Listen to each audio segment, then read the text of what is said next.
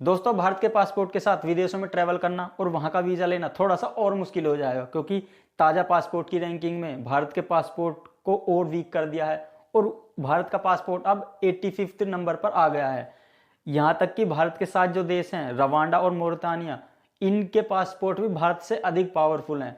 लेकिन दोस्तों, अब भारत का जो पासपोर्ट है ये लगातार गिरता क्यों जा रहा है, जानेंगे सब कुछ आज की इस वीडियो में। लेकिन उससे पहले वीडियो के लिए एक लाइक, और अगर आप चैनल पर नए हैं तो भैया चैनल को भी सब्सक्राइब कर लें और फेसबुक पर फॉलो भी कर लें। हैनले पासपोर्ट इंडेक्स ने पासपोर्ट की रैंकिंग जारी की है और उस रैंकिंग में नंबर 1 पर रखा गया है सिंगापुर के पासपोर्ट को। दोस्तों, आज के टाइम में सबसे ज़्यादा पावरफुल पासपोर्ट की बात करें तो वो सिंगापुर का ही है। और सिंगापुर का अगर किसी के पास पासपोर्ट है तो वो 193 देशों में बिना किसी वीज़ा के जा सकता है। यानी कि भैया सीधे शब्दों में कहें तो अगर आपके पास सिंगापुर का वीज़ा है तो आप लगभग पूरी दुनिया में बिना वीज़ा के आसानी से घूम सकते हैं, बिना किसी परेशानी के। लेकिन दोस्तों, अगर उसमें ही सेकंड रैंक की बात करें तो उसमें साउथ कोरिया, जापान जैसे देश भी आते हैं जो एशिया के ही हैं और उनकी रैंकिंग इतनी ज़्यादा अच्छी है। वहीं अगर इस रैंकिंग में अमेरिका की बात करें तो भैया अमेरिका का जो पिछले कुछ दिनों में क्रेडिबिलिटी है वो काफ़ी ज़्यादा डाउन हुई है और इसीलिए अमेरिका की जो पासपोर्ट रैंकिंग है वो काफ़ी ज़्यादा लो इस टाइम पर चल रही है। हालांकि अभी वो 12 नंबर पर है और ये पहली बार हुआ है कि भैया अमेरिका टॉप 10 से बाहर हुआ है पासपोर्ट रैंकिंग के मामले में। लेकिन वहीं अगर बात भारत की करें तो भैया भारत ने भी पिछले साल के मुकाबले अगर देखा जाए तो भैया कुछ अपनी रैंकिंग को लॉस किया है और अभी इस साल की जो ताज़ा रैंकिंग आई है उसमें भारत 85वें नंबर पर है। क्योंकि अगर भारत की अगर पूरी दुनिया में जीडीपी की बात करें तो वो 3rd लार्जेस्ट इकोनॉमी है, लेकिन उसके बाद भी जो भारत का पासपोर्ट है वो 85वें नंबर पर आता है। और आज के टाइम पे भारत के पासपोर्ट के साथ लगभग 57 देशों में वीज़ा फ्री एंट्री आप कर सकते हैं। अब दोस्तों, जानते हैं कि ये पासपोर्ट रैंकिंग आखिर निकाली कैसे जाती है, क्या क्या चीज़ें देखी जाती हैं एक देश को ऐसी रैंकिंग देने के लिए। तो सबसे पहले तो दोस्तों आपके दिमाग में यही सवाल आएगा कि भैया जो सबसे पावरफुल देश है तो उसका पासपोर्ट भी सबसे ज़्यादा पावरफुल होना चाहिए। जैसे कि मान लो अमेरिका पूरे वर्ल्ड की सुपर पावर है तो इस हिसाब से तो उसका पासपोर्ट नंबर 1 होना चाहिए, लेकिन वो नंबर 12 पे है आज के टाइम पे। तो दोस्तों, ओवरऑल जब पासपोर्ट की रैंकिंग निकाली जाती है तो उसमें किसी देश की जो पावर है उसको तो ध्यान में रखा ही जाता है, लेकिन और भी काफ़ी सारी चीज़ें हैं जिनको ध्यान में रखकर पासपोर्ट की रैंकिंग जारी होती है। और सबसे पहला है कि भैया जिस देश का पासपोर्ट है उस पासपोर्ट को लेकर कितने देशों में कोई भी बंदा वीज़ा फ्री एंट्री कर सकता है। और ये आज के टाइम में सबसे ज़्यादा सिंगापुर के पासपोर्ट के साथ है।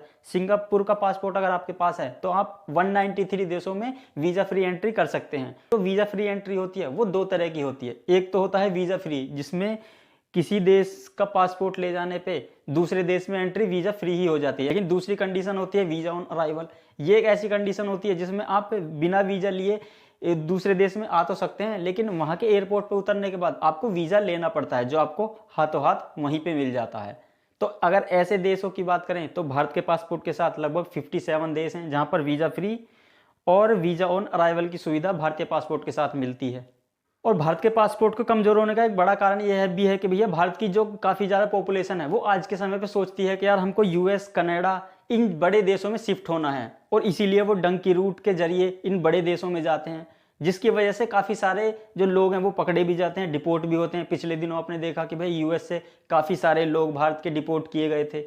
तो इन चीज़ों की वजह से जो भारत का ओवरऑल पासपोर्ट है उसको काफ़ी ज़्यादा नुकसान होता है, क्योंकि वहाँ पर एक ऐसा नैरेटिव बनता है कि भैया भारत के लोग यहाँ पर अवैध रूप से आते हैं और फिर यहाँ के जो नौकरी है उन पर कब्जा कर लेते हैं, जिससे लोकल लोगों को नौकरी नहीं मिलती। और इसीलिए जो भारत की इमेज एक पूरे वर्ल्ड में ऐसी बन जाती है कि भैया यहाँ के लोगों को वीज़ा बहुत कम देंगे और देंगे भी तो काफ़ी ज़्यादा जांच पड़ताल करेंगे और काफ़ी ज़्यादा टाइम लगा देंगे। और जो ये बड़े देश हैं ये ऐसा भी मानते हैं कि भैया भारत के जो लोग हैं वो ओवर स्टे करते हैं, यानी कि अगर वीज़ा उनको 14 दिन का मिला तो वो वीज़ा के बाद भी विदेशों में ही रह जाते हैं, जिसकी वजह से भी जो इंडिया के पासपोर्ट की क्रेडिबिलिटी है वो काफ़ी कम होती है।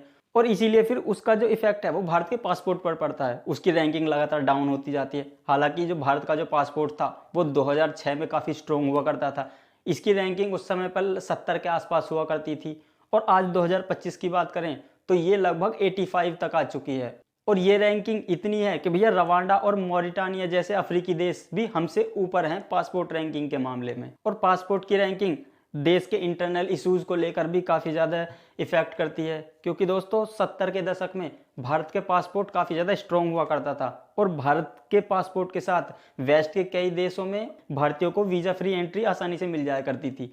लेकिन जब 80 के दशक में भारत में खालिस्तानी जो मूवमेंट हुए, भारत में खालिस्तान बनाने की मांग हुई, भारत में काफ़ी ज़्यादा इंटरनल इश्यूज़ हुए, तो उसके बाद फिर जो भारतीयों को वीज़ा फ्री एंट्री विदेशों में मिलती थी वो उन देशों ने बंद कर दी, क्योंकि उनको लगता था कि भैया अगर भारत के लोग हमारे देश में आएंगे तो भैया हमको सिक्योरिटी इश्यूज हो सकते हैं। फिर उन्होंने उसको रिस्ट्रिक्ट कर दिया और भारत को वीज़ा देने में काफ़ी ज़्यादा टाइम लगाने लगे, काफ़ी ज़्यादा चेकिंग होने लगी, जिसकी वजह से जो भारत का पासपोर्ट है उसकी रैंकिंग लगातार गिरती चली गई। लेकिन चाइना ने पिछले 10 सालों में अपनी पासपोर्ट की रैंकिंग को काफ़ी ज़्यादा इंप्रूव किया है। तो चाइना की गवर्नमेंट चाहती है कि भैया उनको वहाँ पर वीज़ा ऑन अराइवल या फ्री वीज़ा एंट्री मिले, इसकी वजह से वहाँ का पासपोर्ट काफ़ी ज़्यादा स्ट्रॉन्ग होगा।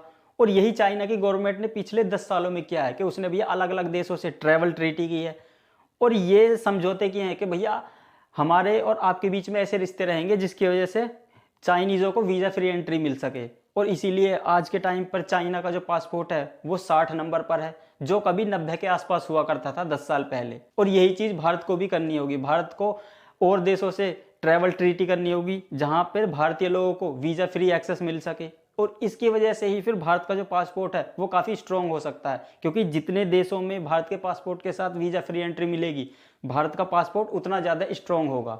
अभी तक भारत का जो पासपोर्ट था वो वही पुराने टाइप वाला होता था, लेकिन अब भारत में जो नया ई पासपोर्ट वाला सिस्टम है जिसमें पासपोर्ट के अंदर चिप लगी होती है, तो उसकी वजह से काफ़ी सारी चीज़ें आसान होंगी और आने वाले समय में शायद भारत के पासपोर्ट की रैंकिंग थोड़ी और अच्छी हो सकेगी। क्योंकि जिस देश की पासपोर्ट ज़्यादा पावरफुल होगा उस देश के जो लोग जिस किसी दूसरे देश में जाएंगे वहाँ पे उनको काफ़ी ज़्यादा स्मूथ एंट्री मिल जाएगी। और क्योंकि पासपोर्ट स्ट्रॉन्ग है तो उसकी वजह से स्मूथ एंट्री तो मिलेगी ही, साथ ही साथ उसको उस देश में अच्छा ग्रैंड वेलकम भी मिलेगा।